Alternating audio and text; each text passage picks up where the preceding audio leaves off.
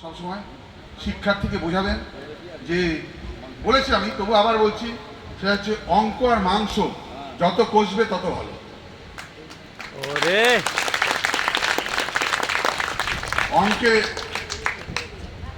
অঙ্কে নেই কোনো ম্যাজিক, অঙ্ক সম্পূর্ণটাই লজিক। সবশেষে আরেকটা কথা বলবো যে যত ঘন্টা পড়বে তার অর্ধেক সময় যেন অঙ্ক করে, কারণ আমরা যত ক্লাসে পড়বে তত ঘন্টা পড়াশোনা করতে হবে। মানে যদি 12-এ পড়ে 12 ঘন্টা, যে 1-এ পড়ে তাকে যদি 4 ঘন্টা পড়ানো হয়, 4 গুণ হলো, 12-এ পড়লে 48 ঘন্টা পড়াতে হবে। সুতরাং যেই ক্লাস তত ঘন্টা পড়বে।